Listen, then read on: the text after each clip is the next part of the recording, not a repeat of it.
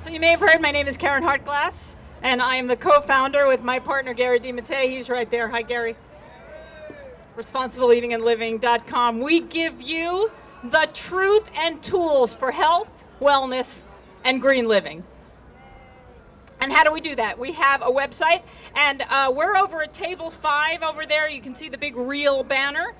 And if you want, you can pick up one of our postcards. It's light and humorous, and it has our website on it. And when you have some time, you can visit us there. We have so much information. It is overloaded there at ResponsibleEatingAndLiving.com.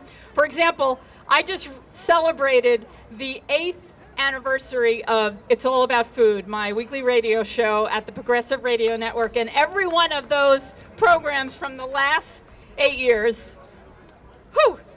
you're in one of them. Everybody's in them.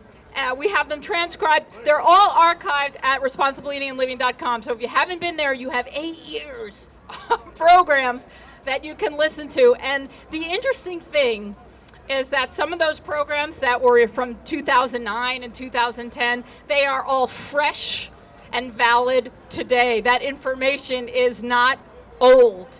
There are people that are just coming to this movement about the power of healthy plant foods. And so all of those podcasts are important. So I invite you to check them out. We also have some wonderful recipes and videos at ResponsibleEatingAndLiving.com. So one of the things I wanted to talk about today is in this plant-based movement, there are many experts, and then there are many experts, quote, and there is a wide range of information, and it's very overwhelming. In fact, not just even in the food movement, but overall today in politics, we're hearing all about fake news and alternative news, right? Well, those of us who have been in the food world for a long time, we know all about fake news and alternative news. We've been dealing with this for decades. Next year I celebrate my 30th anniversary as a vegan. 29 years vegan. I don't look so bad, right?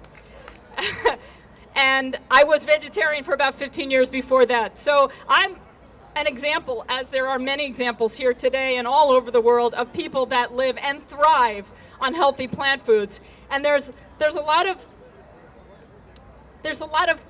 news out there. There's a lot of information that is contradictory to what we are promoting here. And one of the things we do at Responsible Eating and Living is we dig deep. We go to the scientific medical articles. We go to their resources, and we figure out what's real and what's true. And so if you are concerned, or if you're confused, or you've heard something that you don't know if it's true or not, or if there's some new health food that you've heard about and you want to know if it really does what it's supposed to do, you can go to us. You can email me. I will answer you. Now, I can't say that I know everything, but I will do my best effort to find the information for you, because that's one of the things that we do. And because we are a nonprofit, we are not beholden to anyone. We are beholden only to finding the truth. Now, even in the plant-based world of information, we have a lot of conflict, even within our own members. And this is kind of frustrating. I was reading different things on Facebook, and different kinds of conflicts within our own group. And that's kind of frustrating, because I like to see us all collaborating together and being one together. It is unfortunate that to make it in this world, we have to do things that grab people's attention. And sometimes the truth isn't that sexy. So people might make some compromises. But here we are at Responsible Eating and Living, and we are here to give you the truth. Okay. Now, what do people struggle with? There are people that are curious, and a lot of you are either solid vegans or vegetarians, or you're just curious, and I thank you all for being here and coming out today. But many people are challenged if they want to improve their diet, to lose weight, to get healthier, or maybe you discovered what's going on in the world, about how our food is grown and manufactured, about how animals are exploited, and you want to make a change, and it's hard. And I know it's hard. For me, it's easy. I started as a teenager, and this is like my world. I go into a supermarket, and there's a ton of food there that I don't even recognize as food. I only recognize plants as food. But I've been doing this for decades. And for a lot of people, especially if you're an adult and you've been doing something else for a long time, it is hard, and I acknowledge that. And there's some fascinating studies today on the brain, two in particular that I'm thinking of, that make it especially difficult to make change. So if you are struggling with making change, if you are struggling to lose weight, if you're struggling to eat more vegetables, it's not your fault. But there are things that you can do, and it takes effort, no pain, no gain, that sort of thing. And again, at Responsible Eating and Living, we are here to help you and can help individuals find their way to get to a better place on what I like to call the food continuum, towards more plants, more whole foods, a healthier diet. Now, some of you may know that 11 years ago, as a healthy vegan who was on a path of eating as healthy as I could and learning as much as I could, my belly was getting bigger, and I went in for surgery and found out I had advanced ovarian cancer. Stage 3C, and at the time it had a 10 to 20% survival rate. And here I am 11 years later, and I'm alive and thriving, thank you very much. And it's not by chance. It took a lot of work because I wanted to live. And it's interesting because I talk to a lot of people who are going through a health crisis. And when I talk to them and recommend some things that help me, that I think will help them, especially when I'm talking to them about their lifestyle, I get this resistance, this pushback. And some of it is just due to the brain, the way our brain is wired. And there are some studies on this, it's fascinating, that we make up things and we convince ourselves that those things are true. And that's what makes it hard to make change, because our brain has figured out ways to convince us otherwise. So it's especially hard. But we can do it. So I wanted to tell you, I authored a chapter of a new book. It came out a few months ago, and it's called 25 Women Who Survived Cancer. And some of the other contributors, I'm really amazed that these people are in the same book with me. Robin Roberts, Fran Drescher, Patty Lapone. You may know the wonderful vegan runner, athlete Ruth Heydrich. She's in here too. Everybody gets cancer. And you might enjoy this book. We have a few at the Responsible Eating and Living table after this talk. If you're interested in it, you can come by and check it out. The other thing, I talked a bit about digging deep and finding the truth.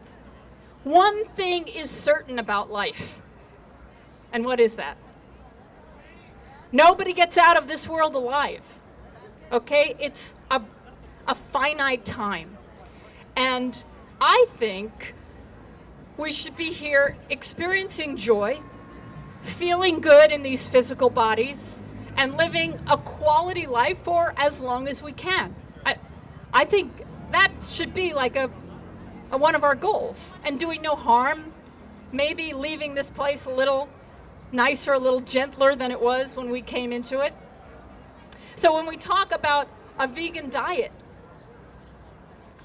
there's plenty of science today that shows that indeed we can live a quality life feeling good for a long time. I'm sure you've heard people say, oh, I don't want to eat all that vegan food. I just want to eat what I want, and okay, so I won't live as long or something. I can't imagine eating that horrible food. And again, that's the brain that's been wired to kind of comfort ourselves in our false beliefs. And I like to say that you never know how good you can feel until you try eating the plant foods that are the best for your human body. And there are lots of vegan diets out there. I talk to people every week with different cookbooks and different diets. Everybody's promoting one thing or another. High starch, low starch, oil, no oil, whole foods, raw, high raw, half raw. There are so many of them, and it's confusing, I know. But you know, it's amazing that our physical bodies can run on so much crap and can run on like just about anything. I know a 91-year-old man that lives on donuts and meat and all kinds of things. So now that's not the norm, and that's, at the end of the bell curve.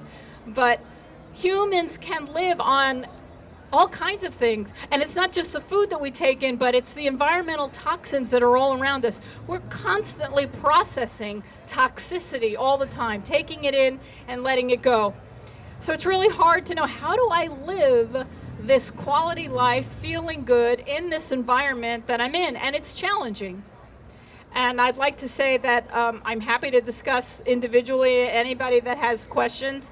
But I want to say, to a point, go with your gut. Because I think deep down, we all have answers to how we can live a real, responsible eating and living lifestyle. Unfortunately, many people today, their guts are out of balance because they don't have the right balance of probiotics and prebiotics, right, from eating all of the wrong foods. So we want to nourish that gut, not just for digestion, but maybe too for intuition, so that we know what's right for us. How much time do I have? A minute?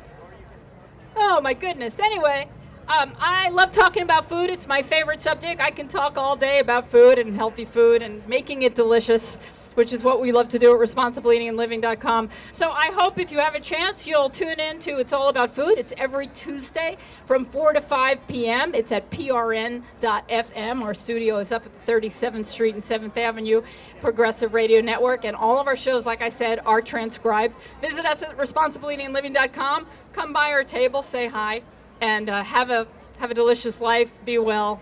Thanks for listening.